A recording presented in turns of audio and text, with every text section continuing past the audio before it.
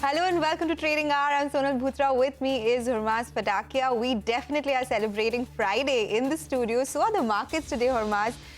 It's another record high on the Nifty. We've come off the highs, but I don't think the bulls are going to complain about that at all. I think it's the 7th consecutive session where we've seen a record high on the Nifty. Right now, comfortably above the 26,250 mark. And the Nifty Bank is the one which is coming for some profit booking. But what's happening is even the mid caps and small caps, they are contributing to gains today. Something that we have not seen in quite some time, actually. But Nifty Bank is the one because of which we are seeing some fall on the Nifty from the highs as well. But if we talk about generally what's happening in markets, it's a lot about China in the global markets, right? So we did see China's stimulus measures come into effect, and that is the reason why Asian markets ended higher. China's central bank cut its 7-day reverse repurchase rate to 1.5% from 1.7%. People's Bank of China cut the reserve requirement ratio by 0.5% to 9.5%. And a lot of these stimulus measures, that's the reason why this time around, and this week itself, Shanghai is up 12%. When was the last time we have spoken about Chinese markets doing so well?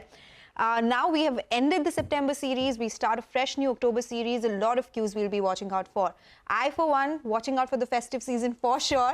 But of course, we'll have the RBI policy outcome, Q2 earnings. They are back, and the festive season demand as well.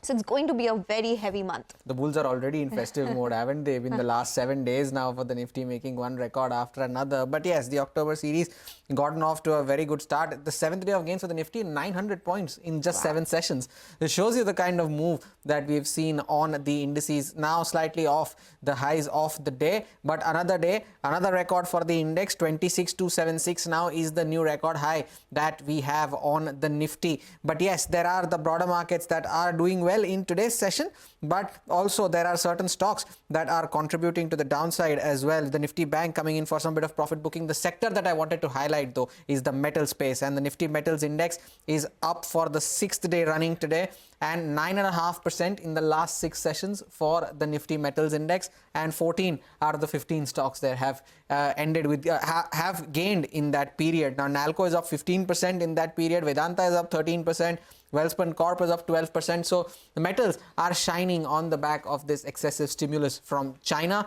For now, it's been a good day so far for the markets. The Nifty rebalancing will take place in the second half of the day. We'll keep that on our radar as well. But let's take a look at what is lined up on the show for the next 60 minutes. We put the spotlight on IT stocks as the Nifty IT has emerged as the top sectoral gainer after consulting bellwether Accenture issued a bullish guidance for FY25. Just spoke of metals, the China stimulus measures taking effect. CLSA is positive on the Indian mills, and the key highlights from the report coming up. And we'll also put the spotlight on the top buzzing stocks of the day. Our research team will take us through all the key developments. Sugar stocks surge as Food Minister Prahlad Joshi says the government is considering an increase in sugar MSPs and ethanol prices. We'll get you key excerpts from our conversation with Peter de Klerk of International Sugar Organization. From the corporate side, we'll get chatting with the management of Yatharth Hospitals to discuss the demand trends and the growth outlook. And finally, Ashi Anand of IME Capital will join us to discuss the way forward for this market that is refusing to go down. But we'll start off with the sector of the day, and that is IT. The Nifty IT index at one point was the top sectoral gainer this morning, slightly off the highs of the day, but continuing to hold on to gains of 1%, and that is on the back of results from Accenture. And they were good results actually, and they managed to meet their guidance as well. But for the 4th quarter, they reported revenues of around $16.5 billion in US dollar terms, up 3%, local currency up 5%. In the last quarter, they had raised their guidance for FY24 to 1.5% to 2.5%. For FY24, they've ended with 2%. So the midpoint of that range is where they have ended. Now for FY25 as well, they've given some pretty optimistic commentary. For the first quarter, they expect revenue growth to be between 2% to 6%. For the full year, they expect it to be between 3% to 6%. Now, when it comes to the Forex impact, they're saying that the Forex impact, the move of the dollar, will be a positive contributor to growth this time around, both in the first quarter and for the full year. And on both these aspects, the contribution contribution will be 1.5% to the upside is the forex impact, and the company is also looking to return around $8.5 billion in cash to its shareholders. Now the earnings call as well, some management commentary, some positive commentary coming in there. The management saying we've been hearing for a lot of the previous quarters that there has been some delay in demand. There has been, the clients have not been getting on to the execution stage, but this time around the management has said that there is clear demand. More clients are moving from the proof of concept stage to a larger implementation, and as a result of which Accenture is hopeful of another healthy increase in their bookings. Now bookings, almost $80 billion worth of bookings for in FY24. They expect that to be higher in FY25. Now Morgan Stanley is saying that the guidance does not point to any material change in environment, but it does confirm that organic growth will improve in the next 12 months. And this is a sign of relief for the IT sector because of the run-up that it has seen in the last 3 to 4 months. So to justify the surge in the valuation as well, that comes as a relief. What they're also saying is that the Accenture commentary is neutral to slightly positive for the IT names, and organic growth becoming positive for Accenture is also the positive. Now Nomura is also saying that growth for the IT sector will bottom out in FY25, and on the buy side they have Infosys, Wipro and eClerx. On the reduce end they have LTI, Mindtree, Emphasis and L&T Technology Services. So good going for IT, the top sectoral gainer today. Oh yes, it is. So that is one of the sectors which is doing really well. Metals, they are doing very well on the back of China stimulus measures taking effect. A lot of brokerages are positive on the Indian space. Nigel is here with all the details. Nigel, some steely moves in the metal space. Well, that's right. You know, CLSA has written a note on the metals company post China announcing its stimulus a couple of days back, and now they're implementing it. They believe that the Indian metal companies, they are well placed if demand upcycle is here to stay. And they've mentioned few factors. They're talking about the high self-sufficiency that our companies have. The domestic sourcing of raw materials is good, either captively or it's available domestically in close proximity in comparison to what the globe sees. And also they're saying domestic demand is fairly strong. And they are saying if this is a demand-related surge in pricing, it will be good news because obviously you'll get the benefit of selling price and you'll get the benefit of better spreads because your raw material costs are not going up by as much. So that's the thesis that they're playing out. In terms of preference, they have put it out as Vedanta. That's a stock that they've been bullish on for quite long. Then they're talking about Tata Steel as well as Hindalco. Remember, these companies, they get a fair bit of their backward integration, whether it's iron ore, alumina, bauxite, as well as thermal coal from captive sources or from very, very close in comparison to where they have set up their facilities. So that will hold them in good stead. On aluminium stocks, they prefer them, but they see near-term support even for the ferrous names. They're waiting by, they see there are upside risks, but they want to await initial signs of demand uptake before turning even more constructive on the space. So for now, they're bullish. They believe Indian companies have the edge, and they've listed out their preferences as well. Back to you. Shining bright are these metal companies, aren't they, Nigel? Thanks a lot for that. Now, Newland Laboratories is the other stock that's doing well today, but what is causing this up move? Winnie is joining in with more details on that. Winnie, tell us more. Good morning. So yes, Newland Labs is one that is buzzing in trade today. Now the US FDA has actually approved BMS, that's Bristol Myers Squibb's schizophrenia drug. Now this drug is expected to have around a $2.5 billion sales of the drug in the US market by 2030, and BMS is expected to make this drug available by the month of October. So that's just next month itself. List price also, when you look at it, that's $1,850 for a month, or annually if you look at it, $22,500 is what we could be looking at. Now, why is it positive for Newland Labs? Because Newland Labs is an API manufacturer and they could be the API supplier for this drug. Now, analysts are saying they'll have to wait and see whether this is going to be exclusively, the API facility and API supply will be exclusively done by Newland Lab, or will there be other players in this as well? But yes, surely a positive one coming in there because they could be a part of this. Okay, that's 5% move on Newland Labs, but when you stay on, Sequent Scientific, that is also in focus on the back of a merger announcement with Viyash Life Sciences. Tell us more, what does it mean for the company as well? So this is also an interesting merger that's coming in because when you're looking at it, this will create a lot of value in terms of the business for both the companies, and Sequent Scientific will be the listed entity that will come in place. So they will be receiving, each player of Viyash each shareholder of Viyash will be receiving 56 shares of Sequent Scientific for 100 shares that they are holding over there. Other than that, this will increase the manufacturing facility of the combined entity. That means 5 times higher the manufacturing capacity that they have, 6 times in terms of a larger research and development team size, 9 times higher the number of US FDA facilities that are already there that will be approved by Viyash, as well as Sequent Scientific, which it holds as an individual player. Let's not forget, this is going to be margin accretive from day one itself. So yes, that's quite a bit of a positive, because this will deleverage anything that is there for Sequent Scientific in terms of their business and balance sheet. So strong execution, leveraging execution, that will be working out well for the company. Financials also would be very strong, because Viyash, when you look at it in Q1 FY25, they managed a revenue of around 340 crores, while Sequent Scientific also had a revenue of around 390 crores. So total combined entity surely is going to be a large part of the business as well. And margins for Viyash are much better than Sequent Scientific. Margins in Q1 were at around 17% versus Sequent at 12%. So margin accretive, and that is why a positive even for Sequent Scientific. 12% higher for Sequent Scientific, slightly off the highs of the day, but still trading with double-digit gains. Winnie, thanks a lot for both these updates on Sequent as well as Newland. Time for a short break. Up next, we put the spotlight on the sugar space on this other side of the short break. Stay tuned, we'll be right back.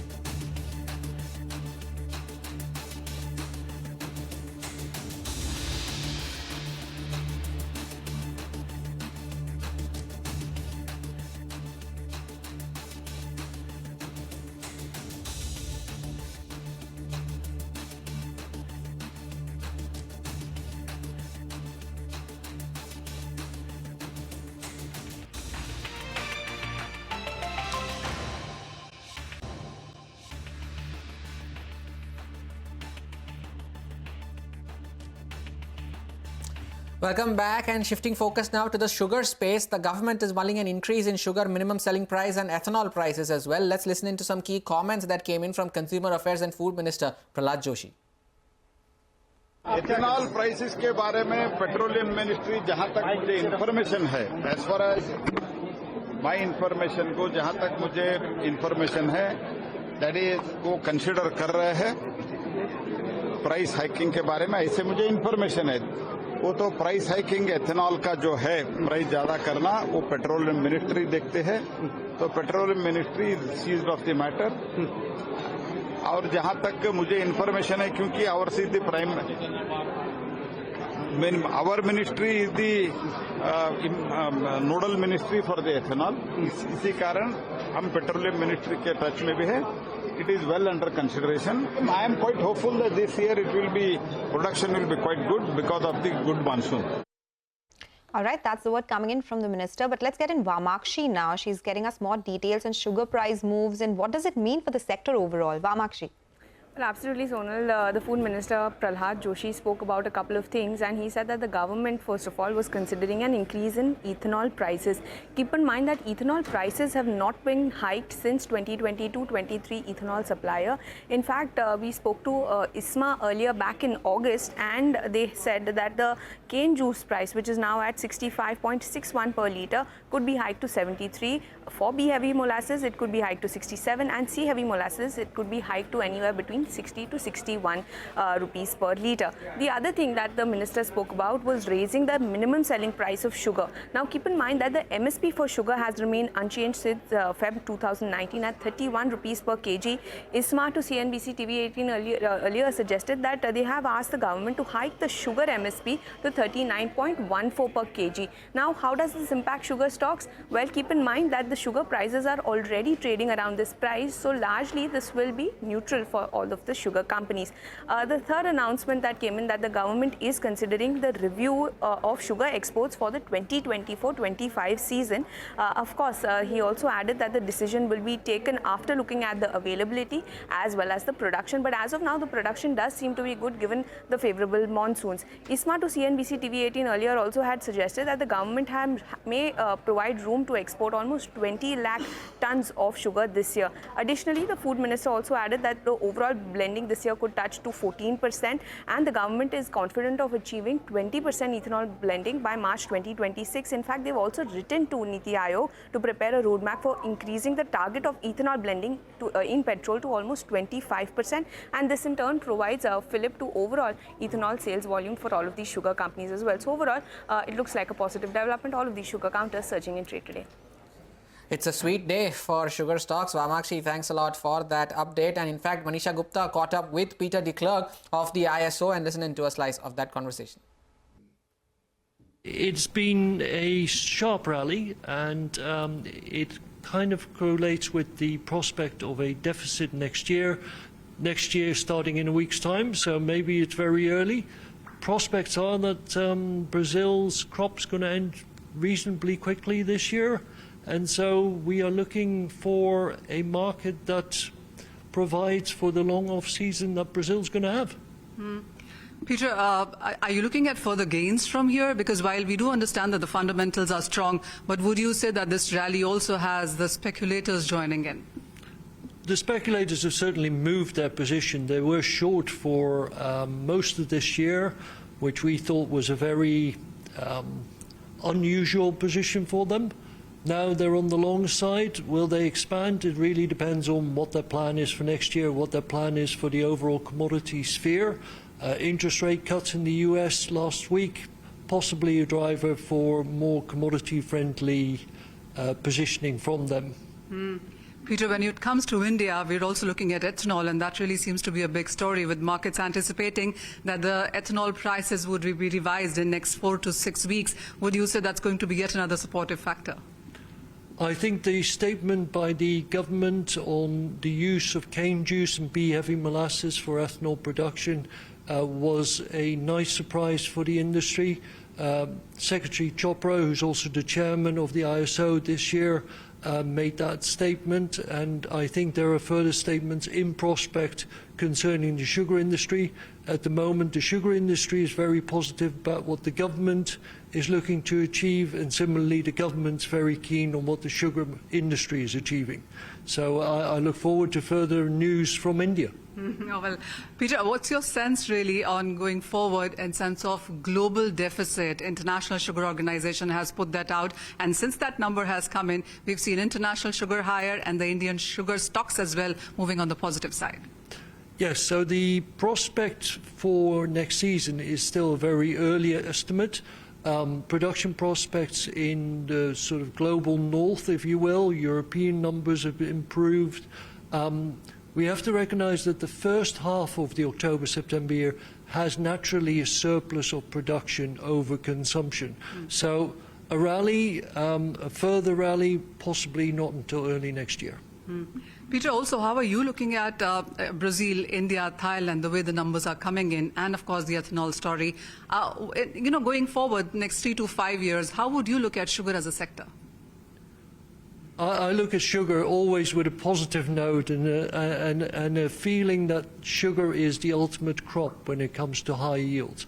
So I am pretty certain that we should have a bigger sugar industry in the next 5 years, if only to cover the higher ethanol demands that we're going to see around the globe. Peter, one final question. So when you look at S&D numbers in India, what is the sense that it gives you? Sense of a healthier industry. I think a sense of a growing industry and the sense that India is going to be key to the sugar market outlook for many years to come. I'm going to squeeze in one more, and we've had a lot of statements yesterday from the Food Minister and the Food Secretary as well. Did you pick up anything at all when it comes to sugar exports from India? The short answer is no, but the prospect is never far from our mind, so we wait and see. All right. Peter, thank you so much for joining us. It's been a I appreciate pleasure. it. Okay, all right, that's an interesting conversation all about the sugar space, but it's time for a short break. On the other side, we'll be joined by Yatharth Tyagi, the whole-time director at Yatharth Hospitals.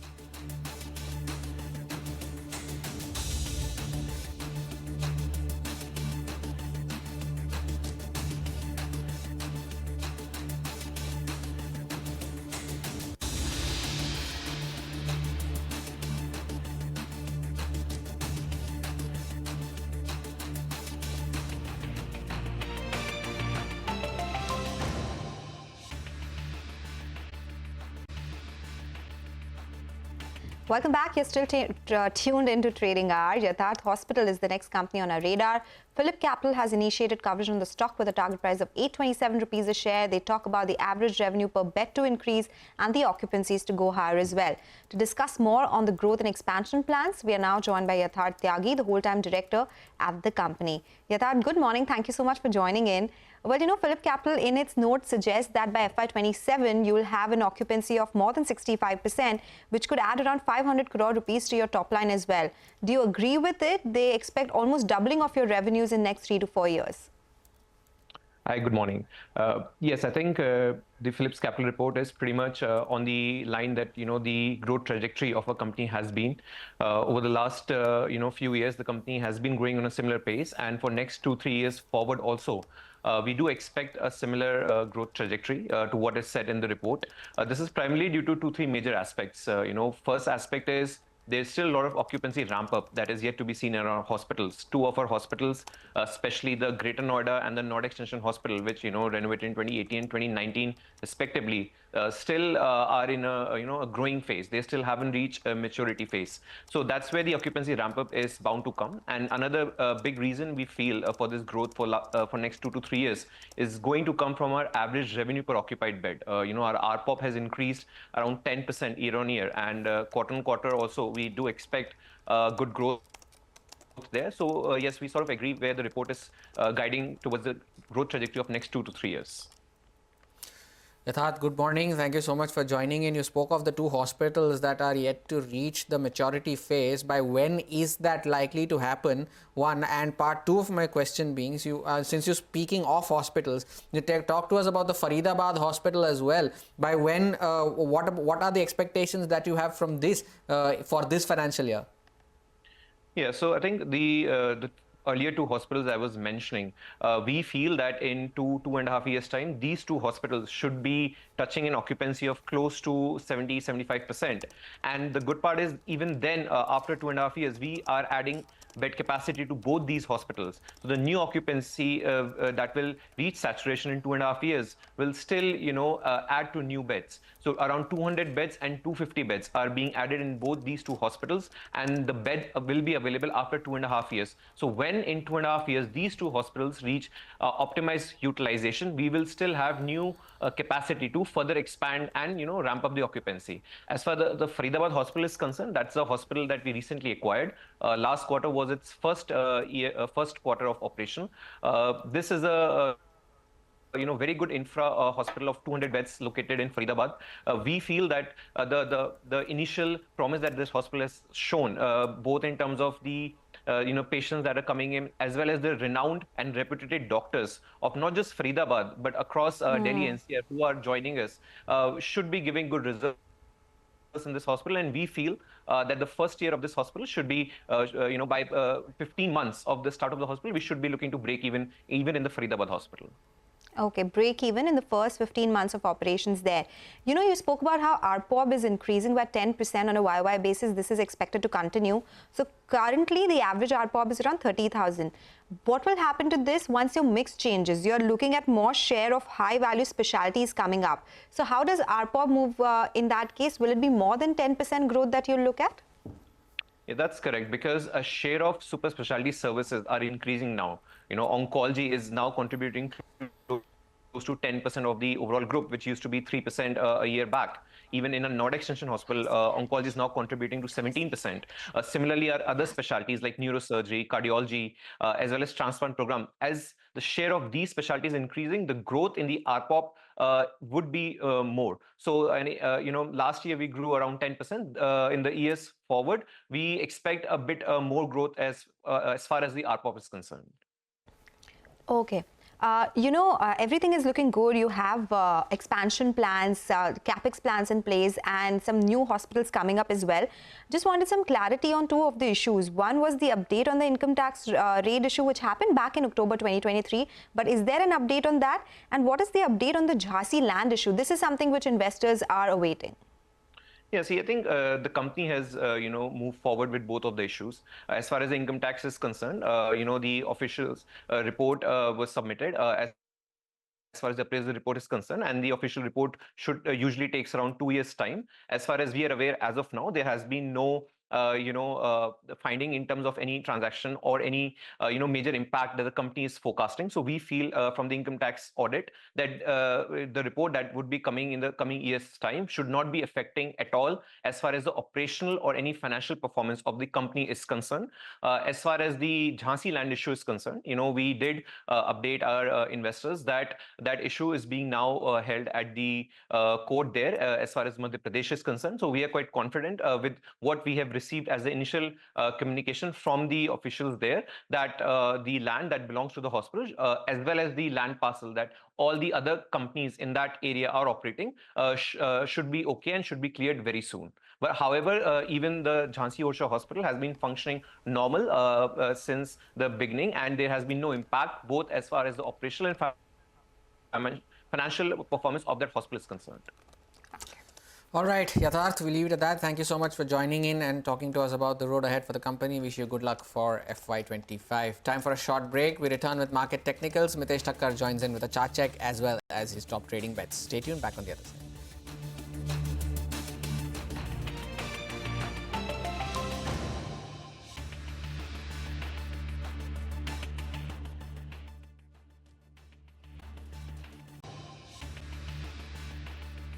Back with us here on Trading Hour. The Nifty has given up all the gains from the morning as IT and metals both have come off their respective highs. Good time to get in Mitesh Thakkar for a quick chart check. Mitesh, good morning. Thank you for joining in. Do you see now 26,300 being a slight bit of a barrier at least for today's session, or will the index rebalancing just push things higher towards the close of trade? So, Hanuz, I think today could be a day when the markets might not show continuation for two reasons. One, I think it's a weekend, so there might be mild profit booking towards the end of the day, and we're still on a very good rally. So typically this market could see a pause. I think today might be a very quiet day. We've had two expiries when the markets have moved up very fast, and therefore I think my belief is that today the pattern might not repeat, and we might just have a very quieter day. Okay, and stock specific bets, if any, Mitesh? Yeah. So I think a couple of names. I have a buy on Colgate with a stop below 37.25 for targets of 38.20, and that about, I think Chambal Fertilizers is on the verge of giving a breakout. It's trading near the swing high of 532, 533. That's the day high. Sorry, it's come back to 527 right now. But it's if it crosses 533, buy with a stop at about 520 for targets of 565. Okay, all right, Mitesh, thank you so much for joining in as always, and have a great weekend ahead. With that, let's move on. In an exclusive conversation with CNBC-TV18, Edelweiss Group Chairman Rashesh Shah says they target to reduce the holding company debt to half, and they're not in any hurry to sell the balance stake in Nuvama. Listen in. This, whatever the 14% was held, approximately half of that, actually slightly under half of that is what we have sold today. Morning. This stock, Nuvama got listed a year ago. So we had a 1-year lock-in on the shares. So that got over. And as you know, we in Edelweiss are making investments in our asset management and insurance businesses. But along with that, we also committed to reducing debt. So we are also paying the debt at the holdco level. So this inflow will also help us reduce our debt. The overall group debt come down significantly from a peak of close to 50,000. We are now down to 14,000. So we lost 75% of the group debt in the last 4 years. So we continue on that journey. We are in no hurry to exit. So I think Nuvama, we are very bullish on the wealth management space, as I said, asset management space. So though we have a 75-day lockup, we are not in any hurry to exit the balance. We will just do it as per that. As you know, Edelweiss as a holding company, as an investment company, we have our own priorities. Our holdco debt was about 8,000 crore. So this reduces it significantly. And we have a lot of other levers. We have quite a few other investments. Our idea is to bring the holdco debt to half. Rashesh Shah there, one of the newsmakers of the day. Time for a short break. Up next, Ashia Anand of IME Capital joins us to discuss the road ahead for the market. Stay tuned, back on the other side.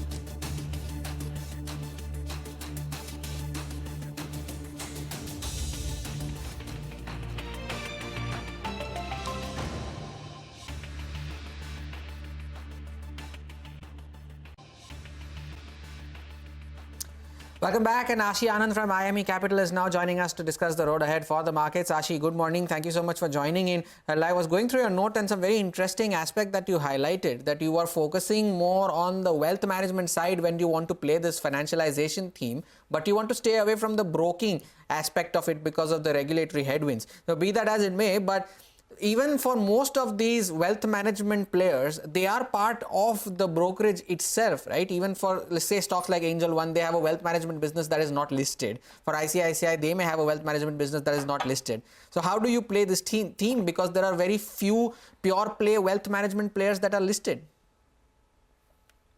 So, firstly, thanks a lot for having me on the call. So in terms of just wealth management overall, I think we're bullish overall on the capital markets theme, right? So we like wealth management, we like asset management, we like insurance. Now, within kind of capital markets and within specifically in wealth management, we currently focus on 361. This is primarily focused on wealth management, doesn't have too much of the other broking setups. And I think that's broadly one of the reasons why we don't have exposures at this point in time to financial or capital market plays where the wealth management is intertwined with some of the other businesses. I think the core concern currently on kind of broking is that there are clearly certain regulatory headwinds which are kind of around the corner. There are various consultation papers going around, especially around the very high levels of F&O kind of volumes that are happening. So that is a space that we think is currently probably a bit overheated, and we'd like it to kind of just cool down a bit, understand how the regulatory framework would actually play out. We do like broking over the longer term. It's just that we see certain short-term headwinds. Okay. Ashi, I wanted your thoughts on the real estate space as well. You speak about real estate prices starting to move up, but a lot of these stocks have run up. The real estate pricing in the last 2-3 years has already gone up by 30 to 40%. In fact, some of the companies like Prestige Estates said that they will not be taking price hikes because now it could impact demand. Do you think this is still a space you would like because we are still in the middle of the real estate super cycle that we are talking about? So I think broadly that is our view, right? We think we are still probably in the early to early mid stage of a real estate cycle. What you've really seen is after a decade, which was broadly lost for this entire industry, you've seen 2 years of kind of recovery. You've seen demand coming back. Now, underlying kind of drivers of demand are very, very strong as kind of nuclearization, people move more into nuclearization, urbanization, rising aspirations, all of these, and rising incomes. All of these play very well into kind of real estate demand. What you are also seeing in the real estate sector is a very sharp shift away from unorganized towards organized players, which is very positive for kind of listed companies. Now, over the last decade, there was a very large increase in kind of inventories, and which is why real estate prices were largely stagnant. Across cities, what you have seen is inventory levels have kind of come down, and launches are kind of keeping up with demand. But as inventory continues to move down, we actually believe that you could see a multi-year kind of a period where real estate prices continue to move up. Now, a combination of real estate prices moving up, interest rates coming down, which could help mitigate some of the affordability impact, is where we kind of see a very, very strong bullish outlook for the sector. And if you're just looking at underlying growth across real estate companies, despite having 1 or 2 good years, across the board, most real estate companies are guiding for 25 to 30% plus pre-sales growth. And if you just look at how economies have developed overseas, I think you kind of have multiple years ahead, and which is why despite the run-up, we continue to be positive on the sector. What about capital goods, Ashi? The stocks have seen a remarkable run over the last 12 months. You still continue to be optimistic, although you're saying that you may temper down your return expectations. What kind of tempering down are you advising your clients to have? So capital goods really was a very strong outperformer over the last year. We kind of now expect capital goods to probably deliver returns in line with the overall markets. What you are seeing is very, very strong business momentum. The business momentum is being driven by very strong government initiatives around reduction of corporate tax rates, PLI incentives, and there's also a large value migration shift which is happening away from China towards various economies, including India, as global companies try to de-risk the supply chains. Now, this basically lays the foundation for a multi-year capital goods revival. What you saw last year was a very sharp run-up in these stocks, possibly really factoring in all of these positives and possibly a bit higher. We are very selective about the capital goods companies that we are investing in. Given that valuations have moved up, we don't necessarily see them being able to outpace, or we don't see further valuation re-ratings. But because earnings growth is strong, that should actually come through into stock prices, and which is why we expect them to continue to do well going forward. Okay, it is a very stock-specific market now, right? Thank you so much, Ashi, for joining us and joining us with all your thoughts on the market fundamentals. With that, we'll step into a break. As we do that, here's some good news for our viewers. India's business news leader is now click away, introducing CNBC-TV18's all-new app. Get instant access to breaking news, in-depth articles, and financial world updates at your fingertips. Download the CNBC-TV18 app now from the Apple Store or Google Play Store.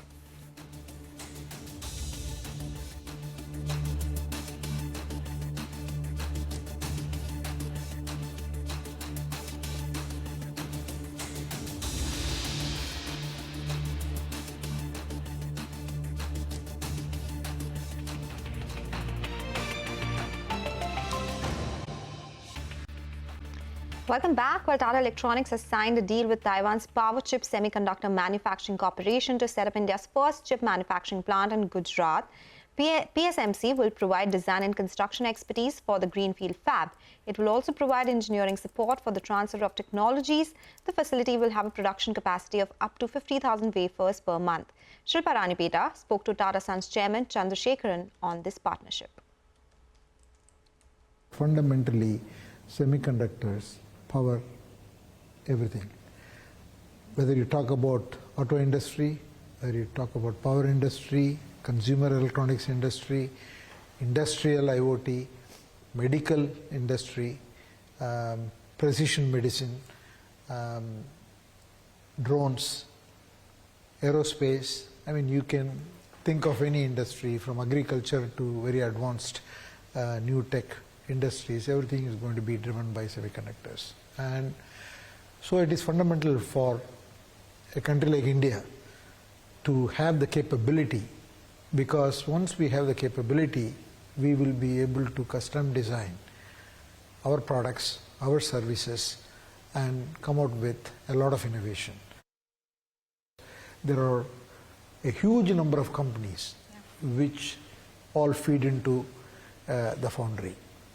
So what this will do is to not only establish a very modern, high-end fab in Dholera, but it will bring a large number of smaller companies, but technically important companies, which will feed into this ecosystem. And this whole thing has moved, I would say, quite fast. And we already have started the groundbreaking, and hopefully in the next couple of years or 2.5 years, we should be up and running. Well, with that, it's a wrap on this edition of Trading Hour. From Sonal, me and the team that put this show together, thank you so much for watching. Halftime report comes up next to take the action forward.